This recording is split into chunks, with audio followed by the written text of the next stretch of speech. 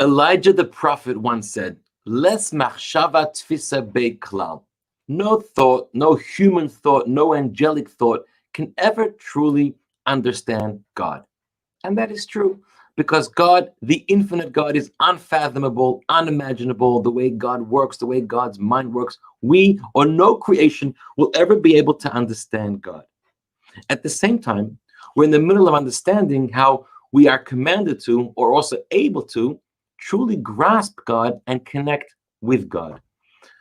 To appreciate this better, especially in continuation what we studied in the previous class about being able to embrace and be embraced by God simultaneously, the Alter Rebbe now begins to explain the very science behind the power of the power of intellect and how it is that through our intellect we can actually understand, grasp, and connect with those things that we're trying to understand. So the Alter Rebbe says, whenever a person is engaging in study, in intellect, there are two things going on over here. There's your mind, your power of intellect, and then there's the phenomenon, the idea, the topic which you're studying.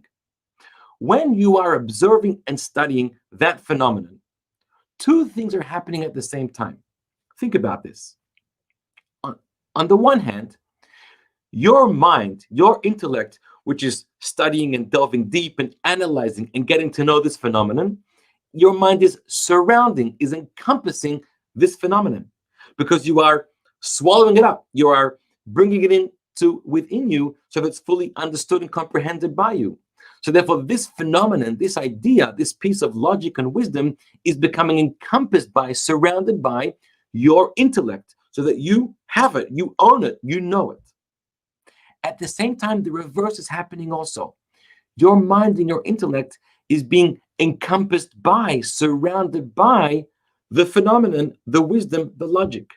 Because as you gain access to this idea or this phenomenon, it begins to overwhelm you, it begins to overtake you, and you find yourself becoming included, becoming one and encompassed by the idea. And so we have, and we have to think deeply how to understand this, but we have these two bonds happening at the same time where your intellect is both encompassing the phenomenon, but at the same time being encompassed by and overwhelmed by the phenomenon, the idea, the logic as well. Now, this occurs in all fields of study and academia. But think about the added value when it occurs with the study of Torah. Because Torah is not just the subject matter of God. It's not just the wisdom of God as it would be the wisdom, the ideas of a particular person. Because the wisdom of a particular person, as profound as it may be, it's just their wisdom, but it's not them. They are not their wisdom. They come up with an idea. Possibly in a year's time, they'll change their wisdom. Even if they don't, the wisdom is just an outward manifestation, expression of them, but not truly them. When you get to know somebody's wisdom, you get to know a lot about a person, but you don't get to know the very essence of the person themselves. There's a lot more about them other than their wisdom. But with God, we said, and we quoted Maimonides many times, God is the knower, God is the knowledge, and God is the process through knowing that, the intellect.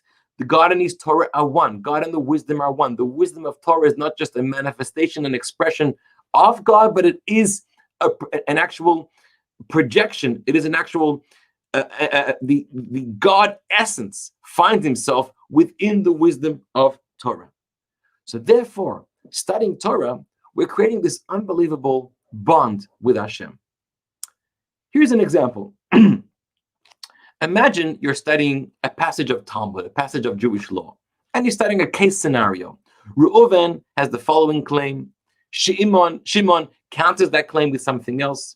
And then you're trying to resolve and figure out what is the ruling, what's the verdict, and you're analyzing the arguments and you're thinking about all the different suggestions and possibilities.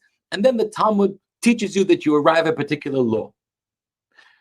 You've arrived now at a piece of knowledge, and that is the knowledge of Torah. And in the knowledge of Torah is the very essence of God. You have created a connection with God by having that knowledge in your mind. Now, someone may ask, what happens if this case is purely theoretical? This case never happened, never will happen. possibly impossible to happen. And we have many areas of Torah which we study that will never happen. There's the famous mitzvah, the law of the ben sorer or morer, the wayward child, the child that's rebellious to the parents, and the parents bring him to the court to be killed. And the Talmud says that never happened and never will happen. A person may argue, what is the value of studying that section of Torah? It's theoretics. Let's study something practical, something that we can learn from, that can instruct us about something realistic, but something that's never going to happen. So here's the idea. If the whole value of studying Torah was just in order to know how to behave, how to rule, in order to teach you something practical, then you're right. There's no value, no benefit in studying something which can never happen and will never happen.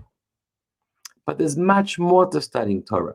Of course, the importance is to teach you how to lead your life, but it's much more than that. The very study and gaining access to that wisdom in your mind and creating this bond where your mind encompasses the wisdom and then the wisdom is encompassing your mind at the same time, that is a connection with the infinite essence of God, because godliness is inside that Torah, inside that wisdom.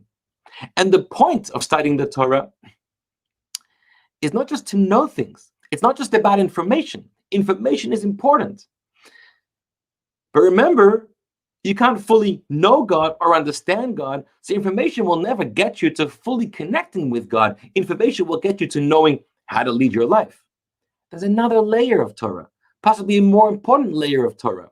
Not just information, but the layer of connection, of grasping God, of being able to conceptually be in a state of oneness with God so that you're grasping the very essence of God within your mind and you're being grasped by, encompassed by the essence of God in your mind.